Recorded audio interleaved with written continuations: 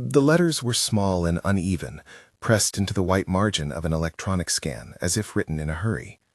"Don't save me."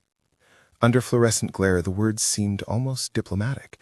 3 words stapled to a ward's worth of clinical detritus, but Matthew Hayes felt them like a hand on the back of his neck. He read them twice before he let himself look up and take in the room. The private suite smelled faintly of lemon disinfectant and chamomile from an abandoned thermos on the bedside table. A paperback lay face down, its spine softened by handling. A soft rug dampened corridor noise. Outside, footsteps paused, voices practiced civility. Evelyn Blackwell, face pale beneath the bright hospital lamp, slept with the even rhythm of someone sedated, or perhaps someone exhausted beyond capacity to resist. Her chart sat open on the tablet stand, patient header, scanned documents, medication logs. The note, handwritten, scanned, saved into the electronic record, was incongruous among lab results and consult requests. The words were a plea, or a command, or worse, a lever in someone else's plan. Matthew had been on call 3 nights a week for the past year. This kind of quiet moral question had become, in its way, routine. But the combination of that penciled plea, the polished, almost managerial presence of Evelyn's family at every bedside visit, and small, nagging gaps in the chart made his gut tighten. He had trained to see patterns, missed therapies, late nursing notes, a discrepancy in a medication time that didn't match the staff log. He kept his clinical judgment separate from rumor. He believed in process. Yet the note was a singular human thing, fragile, private, raw, that refused to be just another line in an EMR. He slid his finger along the tablet, scrolling through the scanned attachments.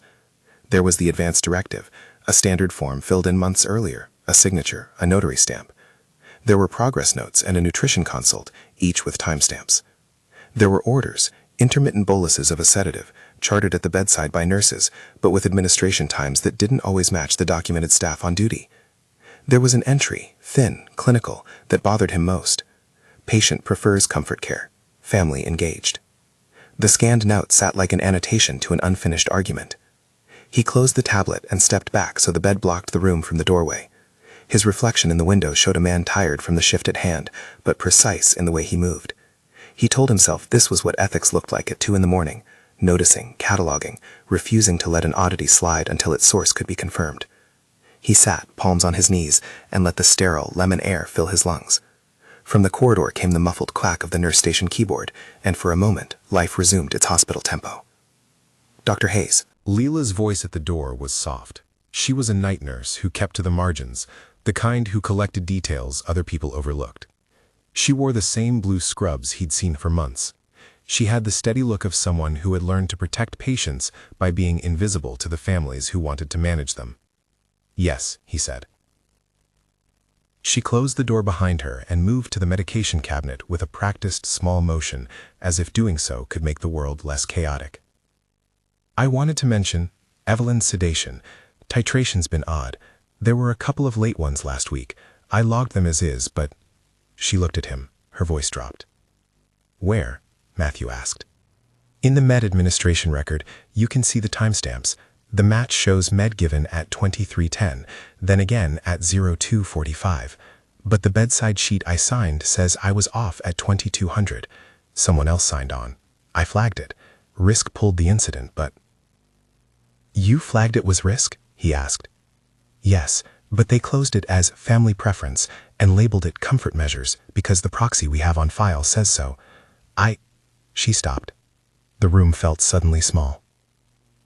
Matthew's mind tightened into clinical sequences, verification of proxy, review of medication administration records versus nurse sign-out, conflict of interest, risk report, chain of evidence. He kept his voice steady because he had to. "Show me the incident report," he said. Leela clicked her badge and handed over a folded piece of paper printed from the incident system. Her hands trembled fractionally. "And there's something else." She hesitated. "One of the techs recorded a conversation last week. It was Leia. She's the aide who works days. She didn't want to keep it, but she couldn't let it go either. She saved it on her personal phone. She doesn't know what to do." Matthew felt the room tilt for a beat, not from shock but from the mechanical clarity of a potential chain of facts. An unauthorized recording was not admissible in many legal settings, and its provenance would be questioned. Still, the existence of the audio, someone's voice instructing staff, a family member's tone, hints of coercion, could not be ignored. It could be the beginning of an evidentiary trail if handled by the book. "Where's Leia now?" Matthew asked. "On call today, but she said she'll be off by 9. She left the phone with me. She said she couldn't sleep." He folded the incident report into his pocket and walked back to the bedside. Evelyn's hand was cool against the linen. The IV taped at the wrist caught the light. Matthew thought of agency, the legal concept, the ethical principle, the actual lived experience of a human being forced into decision-making by others. He thought of the notary stamp on the proxy and the neat certainty of signatures. He thought of how fragile the line between preference and coercion was when one party had access to money, influence, and control over care options. "Keep Leia here," he told Leela. Don't let the phone leave the unit. We document custody of the device. I'll notify Risk myself. We do this by the book." She nodded with a measure of relief. "I couldn't let it go. I know what's right, but—" "You did the right thing," he said. He meant it, and he meant the practical side of his words. We will do this by the book. That meant logging the device, preserving the audio without playing it in public, and escalating through proper channels. It meant not arming the family with information that would allow them to sanitize their tracks. He closed the door gently, and the corridor swallowed the room's hum. The words on the chart continued to tug at him. "Don't save me." Why would someone ask that? Who did she think she was addressing? This was not only about a note. It was about the architecture of control around a person in a moment of fragility. If the note had been written by Evelyn, did it reflect a consistent, informed preference? If it had been written by someone else, was it a piece of evidence or a weapon? He made a list in his head. Verify the signature on the scanned note, confirm the notary journal entry for the proxy, cross-check medication administration times with staff signouts, secure the phone, log a chain of custody for the audio, request security footage, and call legal counsel. He would also consult the medical record export to timestamp the scan itself. Electronic records carried metadata, hidden timestamps that told a story if you knew where to look. Outside, a polished sedan idled at the curb. Someone opened and closed a car door with the precision of people who travel in efficient practice teams. Evelyn's bedside had become a locus for more than clinical care. Meetings, tidy conversations, closed-door instructions. The family's presence had a curated quality. Flowers arranged by color, a single tasteful photograph on the side table. Evelyn Blackwell, the matriarch, had already visited once that day with a measure of calm that Matthew found unsettling. She handled the mechanics of care like a manager. Her condolences were professional. Her son, Damien, arrived later, with the impatient gait of someone used to getting efficiency from systems. They both spoke of preferences and legal rights, of what the proxy allowed. They never, in Matthew's view, asked Evelyn what she wanted in a way that let her respond. He knew, too, the limits of his role. He could preserve and escalate, but he could not make legal determinations. He was a conservator of evidence and the bedside physician with a duty of care. That duty extended beyond the giving of sedatives to ensuring that care itself was not a vehicle for coercion. He felt the ethics in his chest, weighty, procedural, precise. He opened the EMR export utility on his tablet. It was slow at night. The system ran backups and prioritized hospital throughput, but it would give him what he needed. Metadata about when documents were attached, the IP source of uploads, and a secure, auditable trail. He flagged the scanned note as part of a folder to export and encrypted it with the compliance mailbox protocol. This was the correct path, a secure transfer to the legal team rather than a casual email that Risk's filters might miss. Chain of custody began with the export. As the data spun, Leela returned with a small paper bag. It contained a phone, ordinary, scuffed, with a flower sticker at the back. Leia had left it in her hands, pale-faced and jittery. "I didn't want to," she said, "but I couldn't sleep either. I kept hearing it." Matthew took the phone with clean-gloved hands. He did not power it on. He did not open files. He had been trained in the forensic fragility of digital evidence. He opened his pocket, pulled a clean evidence bag from his coat, and slid the phone inside, folding the top and sealing it with a strip of label tape.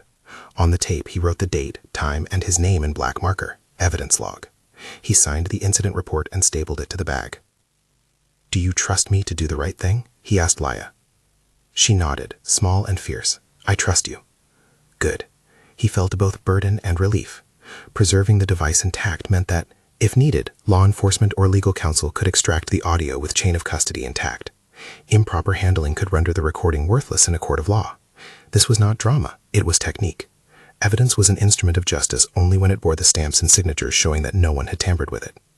He tapped a few keys and emailed an encrypted message to the hospital's risk manager, Harriet, with a description of an incident requiring legal review and evidence preservation. He copied the compliance officer, attached an image of the sealed evidence bag, and requested that security place the item in secure holding. He requested that no one outside the documented channels be told of the audio to prevent contamination.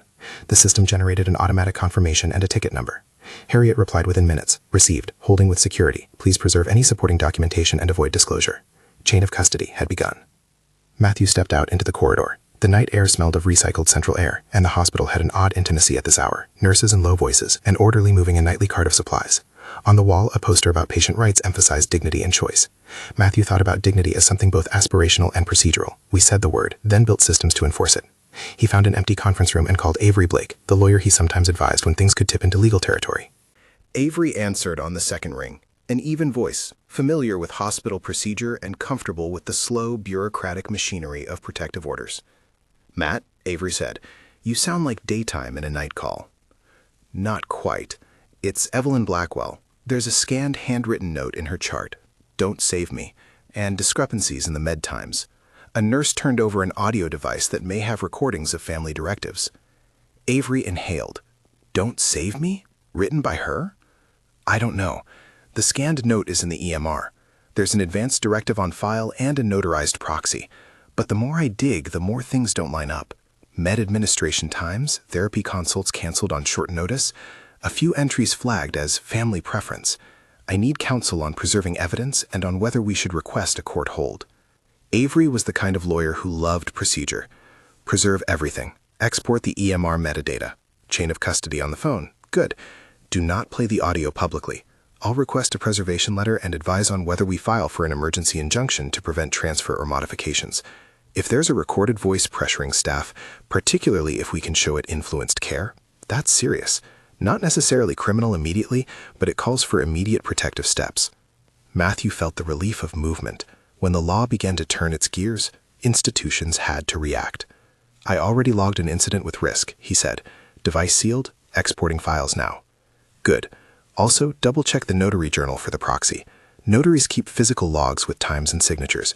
If anyone altered a proxy or produced one under duress, the notary's journal will make it harder to manufacture a plausible chain. And get a printout of med administration timestamps against staff sign-ins." "On it," he said. "One more thing. One of the attending physicians, Dr. Langston, has been sidelined much of the week.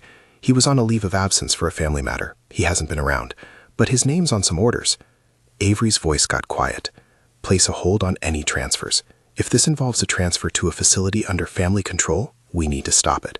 I'll draft a preservation demand and be at the hospital in the morning." They finished with crisp, businesslike language that made the problem feel less like a personal failure and more like a system glitch that could be corrected. But Matthew did not feel less burdened. He felt the responsibility of someone at the front line of trust, charged with holding evidence until the law could act. He returned to Evelyn's room and sat at the foot of the bed, close enough to see the slight twitch of a hand. He kept his voice low. "Evelyn," he said, "I don't know if you can hear me. I'm Matthew Hayes. I'm here to care for you." Her eyelids fluttered, but did not open. A ventilatory assist hummed softly, an ambient reminder that the body kept its routines even when the mind was tucked away. He checked the IV lines, the rates. Everything physiological was within expected parameters. What worried him was not the body, but the context. A wealthy family's quiet choreography around a patient who might be losing the chance to speak for herself. He walked the chart again and pulled up the scanned handwritten note. He magnified the image and studied the stroke of the pen, the pressure, the slant. He was no handwriting expert, but he had seen enough to know that signatures and marginal notes had personalities. He made a photograph of the image in the EMR and exported it to the compliance mailbox himself, appending a note that he was preserving the metadata and requesting forensic review if necessary. The export generated a message confirming receipt from the hospital's legal team. Leela returned with 2 steam-warmed blankets and a cup of chamomile for the night shift. She handed the tea to Matthew, whose hands were still trembling with adrenaline. "You did the right thing," she said again. "No one else wanted to be the one." "Not everyone can," he said. He thought of the quiet bravery of those who notice and keep noticing. Leela's courage would matter more than any single legal brief. She moved inside the ward like an archivist of care, each entry precise because it mattered. The family arrived half an hour later, Catherine Blackwell in cashmere and careful grief, Damien in a dark coat and the impatience of someone used to moving things on his timeline. They were efficient in their sorrow, speaking with the practiced cadence of people who had negotiated power their whole lives. They thanked the staff, asked to see the doctor, requested a private conversation. "Dr. Hayes," Catherine began, voice gentle as a scalpel, "we appreciate all the care you've provided.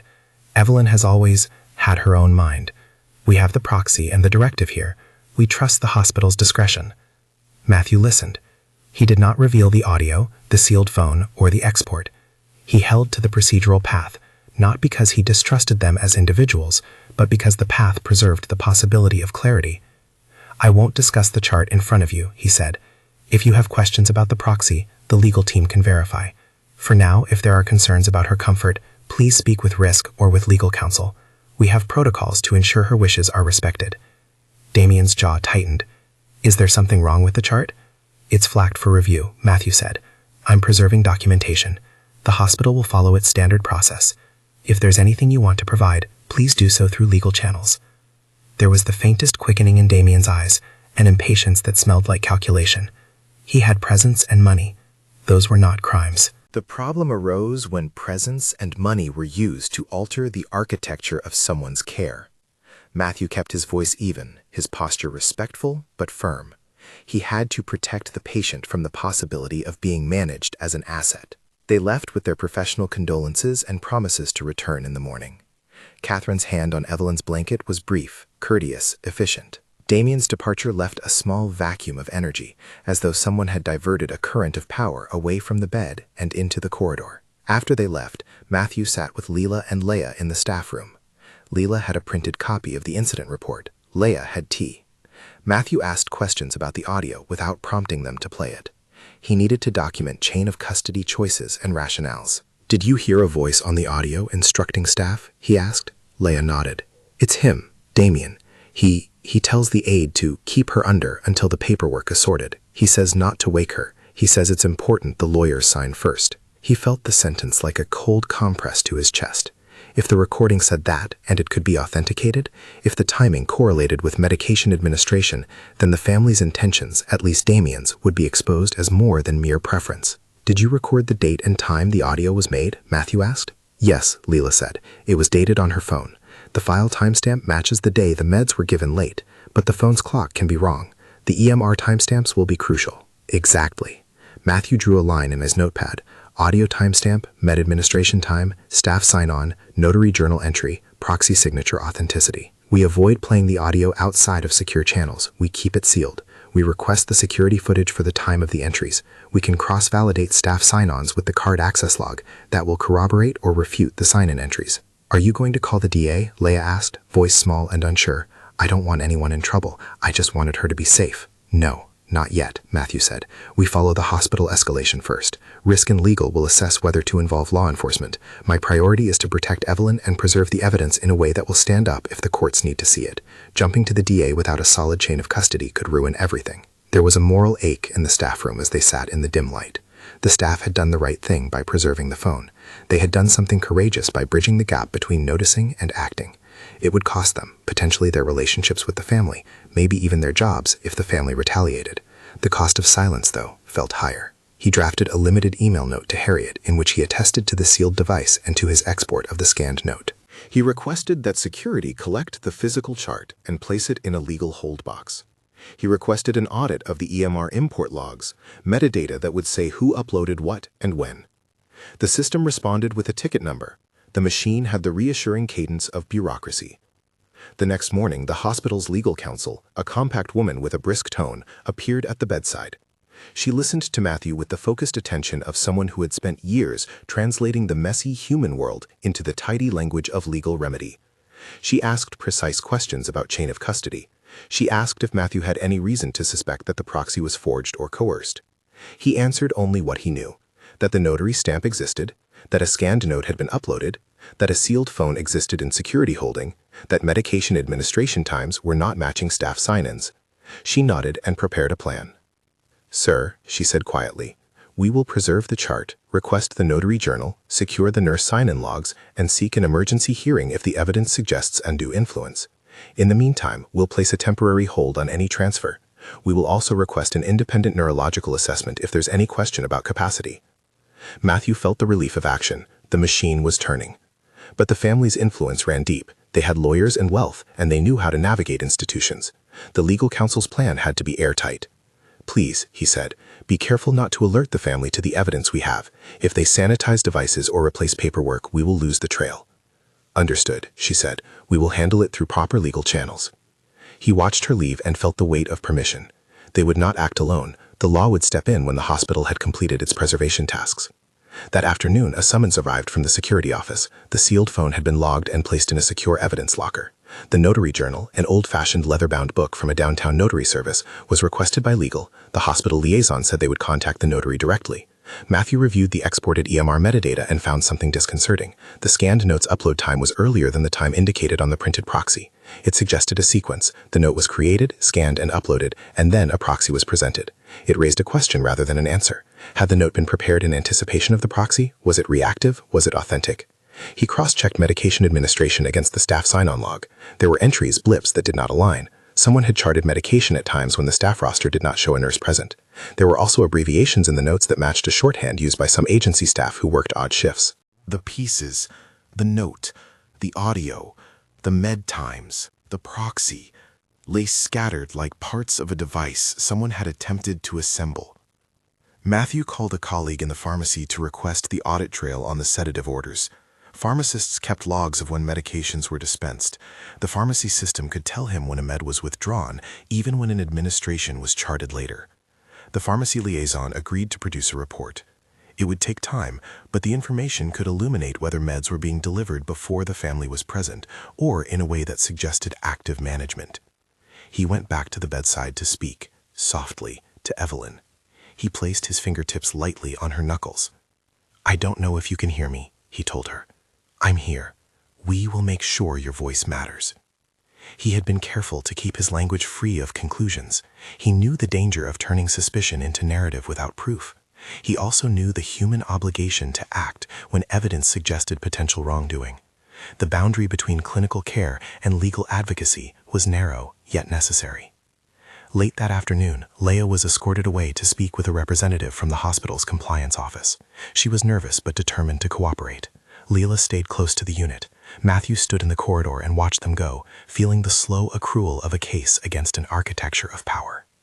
Evelyn Blackwell appeared in the unit again, this time with a small legal team and a document in a folder, a notarized healthcare proxy.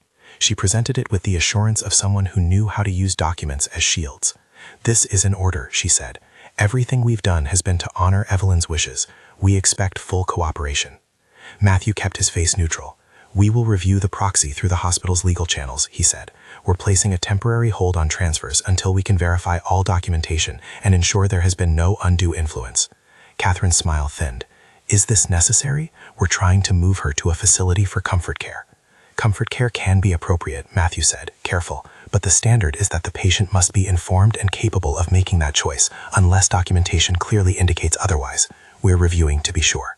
She left with a curt nod, then called Damien. He arrived an hour later with a new, quieter intensity. He asked to talk privately with Matthew in the corridor. "Doctor," he said, voice low, "we have the proxy. My mother has always made her wishes known. We don't appreciate our family's intentions being second-guessed." Matthew felt the conversation approaching a moral crucible. "Mr. Blackwell," he said, "we owe it to Evelyn to make sure all preferences are honored and that whatever decisions are made reflect her capacity and autonomy. We are not second-guessing. We are verifying." Damien's mouth pressed into a thin line. "Verification is one thing." This feels like interference that will keep her here longer. "If the evidence shows anything that indicates undue influence or coercion, we will follow the legal process," Matthew said. "If it doesn't, there will be no obstacle to your plans. That's the point of the review." He watched Damien walk away, shoulders squared, as if he had a carved goal in mind. Matthew's intuition did not tell him villainy, but it told him to be wary of the way access and urgency could rearrange medical care. The note on the chart, the audio in a sealed bag, the med timestamps, they were not a conviction. They were a question that deserved answers. That night, the hospital's legal counsel, after consulting with Avery on a brief phone call, filed a request for the notary journal, and placed an internal hold on any transfers of Evelyn to another facility. Matthew slept badly, his mind rehearsing the steps of export and preservation like a checklist of a ritual. 2 days into the hold, a formal request arrived from the Blackwell's counsel demanding immediate transfer. Their letter referenced the proxy and the family's right to direct care. The legal team at the hospital responded with a careful, measured reply, confirming receipt and reiterating the legal hold pending verification. The machine hummed on both sides, lawyers exchanging formalities, hospitals insisting on process, families asserting rights. The patient lay between them like a compass needle, being watched, measured, protected. As the legal choreography proceeded, Matthew focused on what was his to do: monitor physiological responses, document bedside interactions, and advocate for an independent neurological assessment if the court sought one. He also stayed close to the small heroes, Laya, who had the courage to risk being labeled disloyal to a family by preserving a phone and a file. He arranged for staff debriefing and offered support. People who did the right thing often paid a price. He wanted to be certain the institution would protect them. Late in the week, an outside handwriting analyst from the county archive came in to examine the scanned note and the proxy signature. The notary journal, secured and requested, arrived in a sealed envelope. The handwriting analyst's brow furrowed as she compared strokes. She asked to take high-resolution images. These were technical steps, slow and precise, and each one either tightened or loosened the net around a set of possibilities. Matthew watched the legal and forensic work with restrained hope. Each authenticated piece of evidence would be a tool to clarify what had happened. Each refutation would be a thread to unwind. The phrase that had started it all, "Don't save me," sat like a pendulum between suspicion and autonomy. It could mean the deepest of patient choices, or it could be the articulation of someone else's desire dressed in the patient's language. Only through methodical work would the truth emerge. One evening, as twilight pooled against the hospital windows, Matthew found himself back in Evelyn's room, alone. He sat by her bed and read aloud a passage from the paperback she'd left open, the spare, human gesture of someone who had once sat up and turned pages. He read slowly, listening to the sound of words in the space, as if language itself could re-anchor a person who had been moved like a chess piece. He spoke to her not as a case, but as a person. The next morning, Harriet from Risk called to report a discovery. The metadata on the scanned note suggested that the image had been imported from an external device, and that the import had been linked to an account associated with a third-party health consultant the family had brought in. The consultant's badge had logged into the hospital network at odd hours. The consultant, when contacted, claimed to have been acting as an agent of the family, but his badge usage raised questions about access and the timing of the upload. Matthew felt the net begin to snap tighter. Patterns coalesced, pathways became visible. The audio, insecurity holding, the med logs with mismatched sign-ins, the notary journal, the consultant's badge activity, together they began to tell a story of coordination. It was a story of influence more than force, of procedural leverage more than brute power. That kind of work was often invisible, but no less damaging. He briefed Avery on the new finding. Avery's voice, usually cool, warmed with the pragmatic excitement of someone who had evidence that could survive scrutiny.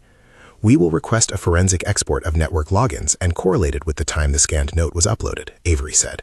"If a consultant used a hospital login to import the note, that suggests coordination outside the patient's independent consent." "Do we request a temporary restraining order?" Matthew asked.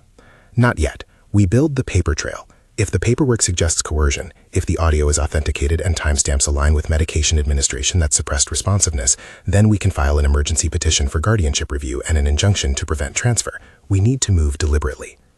The deliberate movement felt like slow medicine, frustrating in its pace, necessary in its precision.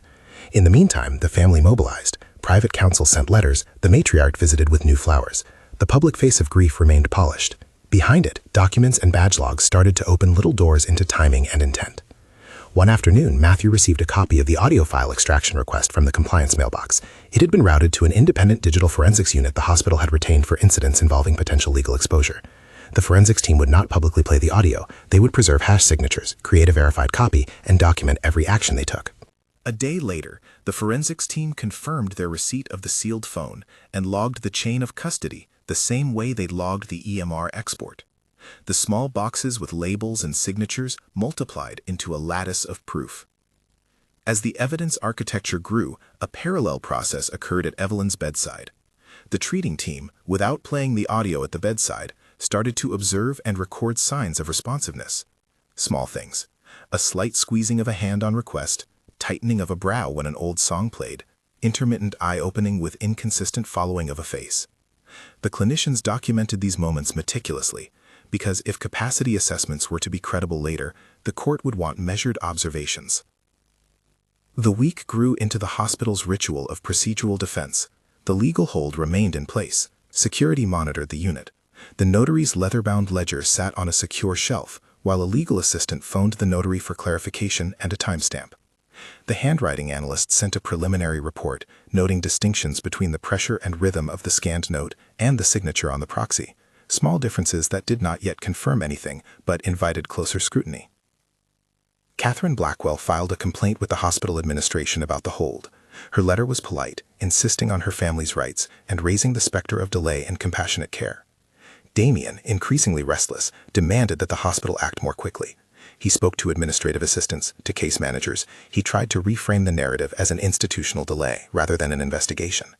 The hospital responded with statements about patient safety and legal obligations. One night, exhausted and overwhelmed, Matthew found himself answering questions that had nothing to do with medicine. Where does moral courage come from? How do institutions balance dignity and protection? He thought of Leela and Laya and their anxiety about speaking up.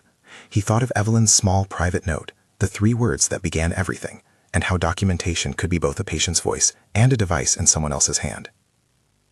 The case, still unresolved, had acquired a public rhythm, careful, slow, and precise. The phrase that had begun it all, "Don't save me," had become the axis around which procedure swung. The room that had once held a private patient now held a test of evidence, of institutional integrity, and of what it meant to respect autonomy without letting power dictate outcomes. Late on the 7th day, a new item arrived on Matthew's tablet. A preliminary forensic report confirming that the audio file's metadata matched the time of one of the out-of-sync medication administrations.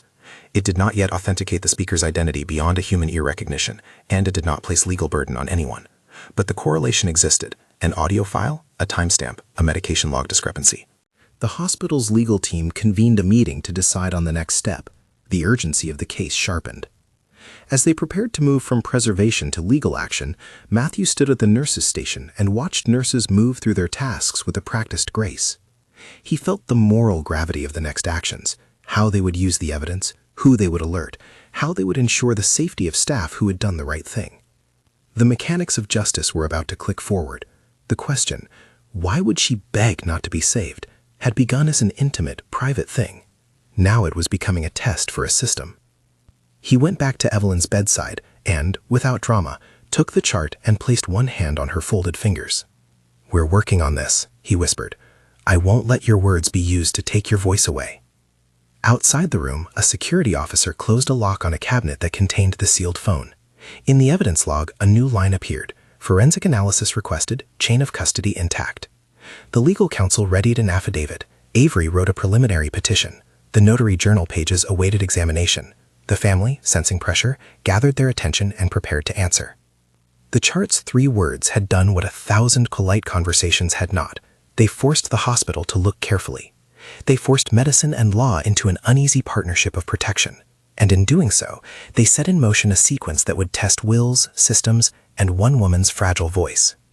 The legal machinery did not roar into life so much as begin its precise, noise-filled work. Filings slid across desks, clerks stamped envelopes, and the hospital's counsel turned suspicion into paperwork. Avery drafted a preservation letter the next morning, then an emergency petition that requested a temporary restraining order to prevent any transfer, and asked the court to appoint a guardian ad litem to investigate whether Evelyn's decision-making had been compromised by undue influence. The language was careful, technical, deliberate, phrases like prima facie evidence, influence, and chain of custody, instead of the simpler words that protested in Matthew's chest. He watched the documents transform lived fear into the steady tick of legal necessity. In court, process reclaimed the narrative's drama. The judge, a woman whose face was practiced in parsing competing urgencies, read the petition and listened as Avery spoke in measured sentences about the evidence: the scanned handwritten note in the EMR, the sealed audio whose metadata matched one of the out-of-sync medication administrations, the notary journal whose entries raised timing questions, the consultant's network logins that corresponded to the import of the scanned note. Avery emphasized that the hospital had done what it should, preserved all materials, sealed the device, and requested forensic analysis. He requested a hearing limited to deciding whether an immediate protective order should issue while the full inquiry proceeded. The Blackwells' counsel framed the case with equal poise. They offered the proxy and the advance directive as proof that Evelyn had voiced a long-standing preference for comfort measures. They argued that family decisions deserved respect and cautioned against how intrusive inquiries could be to private affairs. The courtroom expanded and contracted with each side's breath, emotion on one bench, documents and procedure on the other. The judge issued just what the hospital had sought, a temporary injunction preventing transfer of the patient, an order appointing a guardian ad litem to investigate the interactions and the proxy's circumstances, and an instruction that any potentially probative audio be handed through the clerk's office and only played in camera or to qualified experts to avoid public contamination. She also ordered that Dr. Langston, who had been named on some of the orders in the chart, be placed on administrative leave pending review of his involvement in the case. The leave was not a finding of wrongdoing. It was an institutional pause to remove the possibility of conflicted action while the investigation proceeded. Word spread through the quiet channels that feed on institutional shifts. For Matthew, the standstill was a relief. Swift legal steps offered a temporary encasement of space in which evidence could be examined without the family being allowed to transfer control elsewhere. It was not victory, it was chance. The forensics report arrived in stages. The digital forensics team produced a verified export of the audio with hash values and a chain of custody log that documented each handoff from Leah to Leela to the hospital security lockbox to the independent unit. The audio itself would be played only before the judge, the guardian ad litem, and qualified experts. The team also produced logs tying a hospital network account, logged under the badge of a third-party consultant the family had brought in, to the time the scanned image of the handwritten note was uploaded. The handwriting analyst's report offered more nuance than hope. The pressure, slant, and stroke rhythm of the margins differed in small but measurable ways from the signature on the proxy and from samples of Evelyn's writing on earlier outpatient documents. The notary's leather book contained an entry with a timestamp and a brief note, a witness name and a scrawled initial that did not match the combination the family's counsel presented as explanation. None of this read like a smoking gun, but together the documents and metadata drew tighter around the sequence that had prompted the hospital's hold. At the in-camera hearing, the judge listened to a careful, edited portion of the audio in a closed courtroom.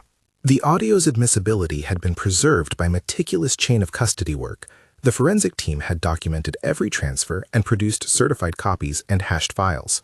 The recording, played only to the judge and to the appointed experts, contained the unmistakable clipped voice of Damien instructing, "Keep her under.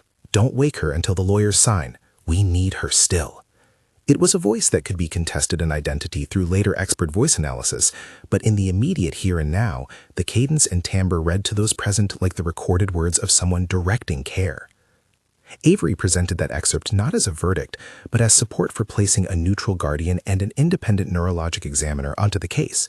He argued that if the audio showed an instruction to suppress responsiveness, and if medical charting showed medication times inconsistent with staff presence, then the court was obliged to verify whether Evelyn's capacity had been compromised when that note and that proxy were produced or relied upon. The judge agreed. She appointed an independent neurologist, Dr. Sofia Mendez, from a nearby academic center, ordered a medication audit, and extended the legal hold until the guardian ad litem and Dr. Mendez had completed their assessments. Privilege and restraint governed the next weeks. The guardian ad litem interviewed staff in closed sessions, receiving sworn statements from Leela and Laya that were recorded and filed. Laya described her fear and her eventual decision to hand her phone to a trusted colleague. Leela described the late med administrations and the pattern of canceled consults. The guardian's preliminary report was careful but frank. There was sufficient concern to recommend continuing the court's protective orders while a deeper inquiry proceeded.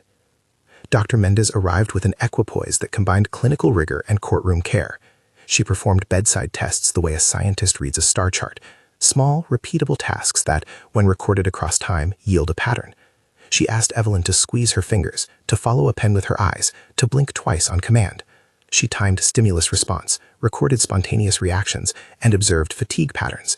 She assessed language comprehension through simple commands, gauged attention by tracking eye movement across a face, and used validated protocols to test for fluctuating capacity, recognizing that a single test that returns a no did not mean a global and permanent incapacity. Her preliminary finding described inconsistency, moments of clear responsiveness interspersed with periods when Evelyn was minimally reactive. There was evidence of preserved cognition in small windows, a fact that mattered as much legally as it did morally. Mendez's language was precise. Evelyn's capacity fluctuated. She was not globally incompetent, and there was reason to believe that sedation and timing of medications had influenced her ability to express current preferences. The court accepted that characterization as reason enough to maintain the protective orders while a fuller capacity assessment and rehabilitation plan were organized. In the background, the hospital's medication audit produced its own kind of proof. Pharmacy logs showed withdrawals and dispensing times. EMR metadata logged administration entries and who signed them. Badge access logs traced which staff were present on the unit at given times.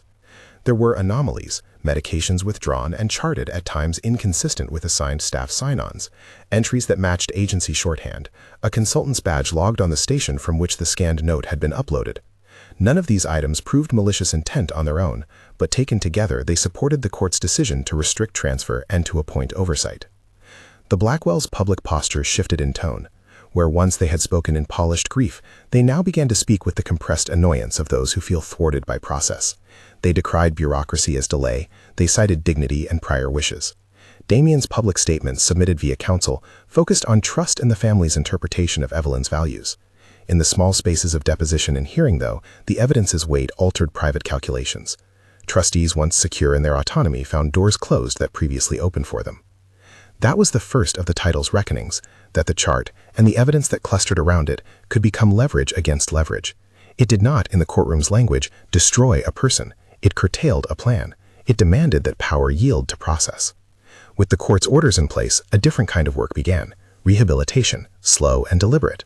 The hospital assembled a team that included occupational therapy, speech therapy, physical therapy, and neuropsychology. The goal was not dramatic recuperation, it was measured improvement and restoration of Evelyn's communicative agency. Therapists arrived with laminated cards and small M&M-sized incentives. They worked at timings the neurologist had mapped: afternoons when her eyes tracked better, evenings when she was most likely to follow a simple command. The first clear, intentional hand squeeze came in a narrow, ordinary moment. A speech therapist, seated carefully at the bedside, asked Evelyn to squeeze when she felt a particular sensation. Evelyn's fingers closed twice, a faint but deliberate pressure. The therapist documented the gesture and repeated the task several times to ensure repeatability. It was small, it was radically human. Matthew, who had watched the pattern of the case like a clinician interpreting telemetry, felt a breath come through his chest that surprised him. Words followed like hesitant steps. The first discrete sound that could be reliably attributed to intention was halting, a syllable manufactured with work and months of need. Then, months into therapy, Evelyn formed a short phrase, one word, then another, first naming a childhood object, then a nurse's name. Language came in fragments, then in tapestries stitched together by repetition. Her memory returned in patches: a recipe, the smell of lemon cake, the shape of the small paperback she'd left on the nightstand. There were also moments of confusion and anger.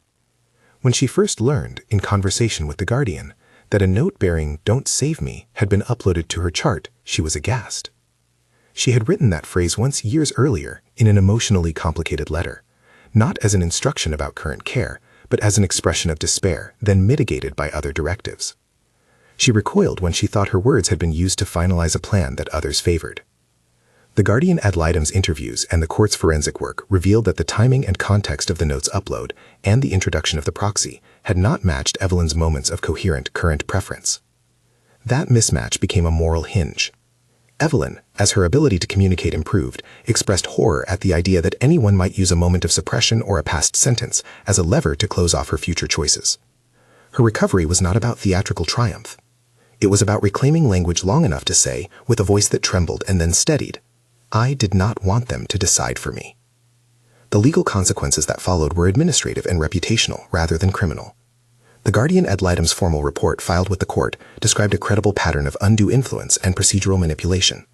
It recommended that trustees be temporarily restricted from unilateral decision-making pending a full accounting, and that the hospital's credentialing review consider whether any staff or consultants had acted inappropriately with respect to access and documentation.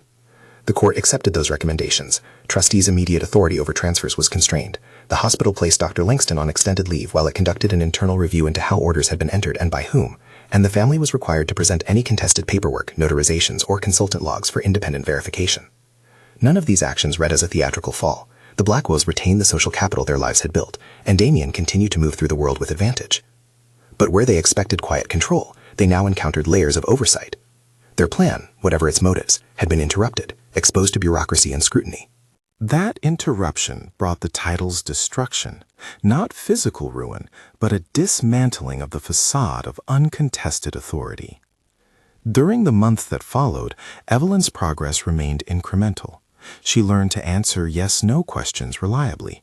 She began to write short notes on a laminated board, small declarations of preference. The rehabilitation team celebrated each measurable gain: 2 words strung together, a brief phone conversation where she responded to a child's voice by name, a short exchange in which she declined and offered therapy based on discomfort rather than fatigue. Each moment of agency built a lattice that supported larger decisions. Matthew's presence remained firm but bounded. He maintained his role as the patient's primary inpatient physician while the legal and forensic processes unfolded. He offered practical kindnesses, a copy of a song that had seemed to make Evelyn smile, a simple description of the day's schedule, a careful explanation when tests would be run. When the court ordered periodic status reports, he provided factual, measured clinical summaries that emphasized objective findings and therapeutic goals. He kept his distance from the romance that had glowed faintly on the horizon, an emotional warmth that heart of the narrative suggested. But he also recognized the human reality that genuine connection might emerge between 2 adults who had shared intensity. He was careful, every encounter observed, every step documented, every boundary respected. He insisted on patient-centered decision-making as both physician and ethical guardian of professional standards. As Evelyn regained voice, her first public action was not about building a personal platform. It was about acknowledgement. She insisted that the hospital recognize Leela and Laya in a confidential ceremony, 2 nurses who had risked their comfort to preserve evidence, who had faced a family that might have retaliated, and who had acted out of quiet moral courage. The hospital, now sensitive to the legal and reputational stakes, agreed to an internal award and to provide the nurses with legal protections and occupational support. Avery helped draft language that established a whistleblower safety net for staff who reported concerns in good faith, a practical policy that could be adopted by hospitals the way new clinical protocols find their way into practice. Evelyn's recovery continued into the broken winter, into spring. She began to meet with a therapist to unpack the shock of being the fulcrum in a legal case. She spoke about feeling used, about the odd sensation of reading one's own handwriting as if it belonged to someone else. She worked through grief for the months lost to sedation, and for the private autonomy that had been at risk of being made public and unilateral. She also spent long hours with the guardian ad litem, whose job was part investigator and part empathetic advocate. Over time, Evelyn's desire to protect others replaced her initial fury. She did not want to punish so much as prevent recurrence. That desire became the kernel of action. With Avery's encouragement and the assistance of a small team of lawyers and hospital administrators who had watched the case grow, Evelyn founded a modest advocacy group focused on patient autonomy and institutional transparency. The foundation's mission was practical: to fund training for clinicians in recognizing undue influence, to develop clear EMR protocols for handling scanned documents and third-party uploads, to support whistleblowers with legal funding, and to create educational materials for families about boundaries in healthcare decision-making. Leela and Laya took roles, one as a founding board member and the other as a program lead for staff training. Their names, once private in staff rooms and incident reports, became modestly public as the foundation began to speak at conferences and to advise other hospitals on safe escalation procedures. Institutionally, changes followed with the slow administrative rhythm of corrections.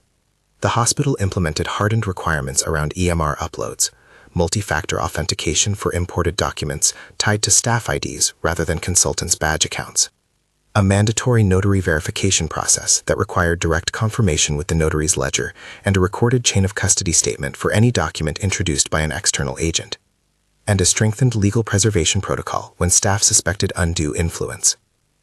Training modules were retooled to include scenario-based exercises on recognizing coercion, and the hospital launched an internal hotline that linked whistleblowers to compliance officers and to legal counsel, while ensuring anonymity and anti-retaliation protections. Avery and the foundation collaborated to make these materials public, offering templates hospitals could adapt. The Blackwells' family's response to these changes was mixed. They engaged in some legal challenges to the custody restrictions, arguing their rights as next of kin. Some trustees counseled public statements that emphasized love and fidelity. Other family members retreated, their confidence eroded by the publicity and the administrative walls that had replaced easy access. Damien, whose public image had been complicated by the audio's existence and by the court's orders, found some avenues of influence constricted. Trustees were temporarily bounded by fiduciary oversight and required to present decisions through a court-approved process. The family was not ruined. They were, however, forced to operate in a regime that demanded transparency. Evelyn's recovery settled into a new normal, not full restoration to the pre-incident life she had known, but a life in which she could make known, in clear and sustained ways, her preferences. She learned to advocate again, with a louder and more exact voice. And she used that voice to push for laws and administrative rules that would lessen the chance another patient would be handled as she had been. The Foundation's early successes were local. Hospital policies revised, a few hospitals adopting the strengthened EMR protocols, a training module released for broader use. Those outcomes mattered. They were incremental and concrete. Months later, after the court had extended oversight and then, in measured steps, restored to Evelyn certain powers as her capacity was documented to be present in recognized windows of coherence, she was discharged to a carefully supported living arrangement. The discharge plan was conservative, continuing outpatient rehabilitation, legal oversight limited to trust-related decisions, and clear documentation of Evelyn's advanced directives and how she wanted them applied. The proxy remained in review. It had not been struck down by a criminal verdict, there was no such legal finding, but the court had constrained unilateral use and required future decisions to follow a transparent, documented process that included Evelyn's direct input when possible. It was only after discharge, and only after months of deliberate, sober reflection, that Matthew and Evelyn allowed themselves to explore whether their connection could evolve. They approached the question as they had approached the rest of the case, deliberately. They discussed boundaries with the hospital's ethics committee and with a counselor. Evelyn insisted on no romantic overtures while she was still under court oversight. Matthew insisted on paperwork and time, not as legal theater, but as a moral and professional safeguard. Only when the judge lifted certain constraints and an independent ethics review cleared the path did the two tentatively begin to share time outside hospital walls. Their first meetings were ordinary: coffee on a bright Saturday, a slow walk through a botanical garden, conversations about books and the city, and small, safe subjects. They spoke of the months that had passed with candor. Matthew admitted the ways the case had weighed on him. Evelyn spoke about the disorienting realization of being both vulnerable and a public interest. Their friendship began in the margins and slowly built.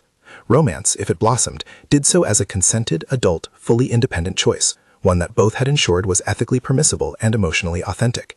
The narrative's tenderness was not a Hollywood rap, but a series of small mutualities, a hand offered and accepted, a joke shared, the quiet joy of two people who had navigated danger and come out with intention rather than drama. Publicly, the case became a touchstone in the medical community for how institutions might guard against fiduciary overreach. Conferences featured panels where Matthew discussed the practicalities of evidence preservation, how to export EMR metadata, the necessity of a sealed chain of custody for digital devices, the protocols for involving legal counsel without breaching patient privacy. The foundation Evelyn had established funded a modest fellowship to place legal advocates in hospitals. The hospital where the initial events had occurred published a white paper about policy reform, changes to EMR import procedures, strengthened notary verification checks, mandatory staff training on recognizing undue influence, and clearer whistleblower protections. The story the press wanted, something of villain and victim, of dramatic courtroom scenes, never quite fitted the reality. There was no cinematic criminal conviction. There was instead a procedural unraveling: the consultant's network usage and the recorded instruction, the notary's ledger entry that invited scrutiny, the pharmacy logs that did not align neatly with the staff rosters. Those things together removed the family's freedom to act without oversight. They forced accountability into a space that had previously been quiet and private. Damien's plan, whatever its intent had been, lost momentum, legal standing, and most crucially, unquestioned access. That, for those who had been in the unit night shifts and filled out incident reports, constituted the destruction the title promised, not a bodily ruin, but the collapse of an unassailable assumption of control. When the court finally eased some restrictions, it did so on terms that elevated Evelyn's voice. She had recovered enough to participate in decisions that affected her medical care and her personal life. She expressed in court that she wanted to focus her energy on helping others. In a short, steady statement, she asked for legal protections to be strengthened for patients in similar positions and for hospitals to be better equipped to respond when staff raise alarms. The judge, noting Evelyn's rehabilitative progress and the hospital's policy changes, adjusted oversight accordingly and commended the hospital for the chain of custody diligence that allowed the court to see what it needed to see. The Foundation's first public event was modest: a panel discussion about EMR integrity, a roundtable with nurses and estate attorneys, and a quiet recognition for the staff who had preserved the phone and documented the anomalies. Leela and Laya spoke about the cost of stepping forward, the whispered threats, the uncertain nights, and about how support from the institution had mattered. Their words resonated beyond the auditorium. Other hospitals reached out to ask for the Foundation's templates and training modules. For Matthew, the aftermath rewired his expectations. He had always believed in process and in the quiet moral weight of clinical observation. The case confirmed that process could serve as a shield, and that documentation, metadata, sealed evidence bags, notarized logs, could be instruments of protection. He kept returning to the image of the 3 words in the margin, "Don't save me." Once a private scrawl, they had become a fulcrum. The chart had shown why someone would beg not to be saved, because in context it could be repurposed to obscure current, coherent wishes. And the chart's existence and preservation had created the sequence that cut into the Blackwells' ability to make decisions without oversight. Years later, Evelyn's foundation published practical guidelines that fewer hospitals would ignore. Standard protocols for handling scanned documents and third-party uploads, a requirement that any external agent attempting to add documentation to a patient's chart be identity verified through a hospital-managed portal, and a formalized chain of custody procedure for any personal devices containing potentially probative material. Those changes were small in isolation and meaningful in their accumulation. They reduced the friction between noticing and acting. There was no scene of vindictive downfall. There was instead a steady realignment. The Blackwells retained their social position, trustees' rights when not forever revoked. But their ability to act unilaterally in the twilight of a relative's life had been curtailed by the weight of evidence, and by a legal system that, when properly administered, demanded proof rather than assumption. Evelyn's voice, reclaimed and used, became the most resilient instrument of change. She spent less time seeking retribution than ensuring safeguards existed for others. She visited wards, spoke at nursing schools, and sat on panels where she described the estrangement of reading one's own words as if they had been translated by someone else's hands. Matthew and she remained companions who had been careful in the crossing of lines that so often cause scandal in other stories. Their relationship was full of mutual respect and the slow rebuilding of trust. It was, in its own way, another form of restoration. The last image Matthew remembered from those months of intensity was small and domestic. Evelyn standing by a narrow window in the Foundation's modest office, hands wrapped around a mug, watching a courier unload boxes of training materials destined for community hospitals. The chart's 3 words, once an enigmatic plea, had done what they had to do. They provoked scrutiny, preserved evidence, and forced institutions to answer. They had set in motion audits, court orders, medical assessments, and ultimately, policy reform. They had, in a legal and administrative sense, destroyed the family's unilateral plan to decide without oversight. On quiet nights, Matthew could still see the tablet screen, the scanned scribble under the hospital's fluorescent glare. He thought how fragile dignity could be when power and documentation misaligned, and how sturdy it could become when systems, medical, legal, administrative, were exercised with rigor and care. The case did not make him romantic about process. It made him insist on it. It made him return shift after shift to the bedside, to the ledger, to the sealed bag with its strip of tape and his name in black marker. Small, technical acts that had enormous moral consequence. Evelyn's foundation continued to grow in influence at a modest pace, and the hospital's policy reforms became reference points for others. A new generation of nurses received training that included the story of a sealed phone and a scrawled note, and the language of protection, chain of custody, metadata, guardian ad litem, entered the hospital's common lexicon as naturally as the names of drugs and procedures. The question that had hung over the story, why did she beg not to be saved, found its answer not in a single confession, but in the aggregated evidence of a system's vulnerabilities. The plea had been a hinge that, once seen, forced the system to test its joints. The chart's 3 words had, in the end, done what 1,000 polite conversations had failed to do. They made the law and medicine move, and in their motion, they protected a life and sparked reforms that would protect others. When Matthew next walked past the ward where it had all begun, the room had a softer light and the same lemon-scented cleaner on the cart. A new laminated poster by the nurses' station detailed the hospital's updated protocols for document uploads and whistleblower reporting. An anonymous staff message on the hospital's internal board read simply, "If you notice, say. The system can be the shield that keeps a voice alive." Matthew paused, felt the pulse of the institution's small, essential machinery, and with the gentle weight of someone who had watched one life reclaimed, he stepped into the next shift. The chart's 3 scrawled words remained in a file somewhere, preserved and examined, and their answer and the consequences that followed remained as testament that documentation, when treated with care and respect, could be a bulwark against the misuse of power. If you found this story meaningful, consider sharing it with someone who cares about patient rights and about how systems protect the vulnerable. Links in the description point to resources and to the Foundation's work.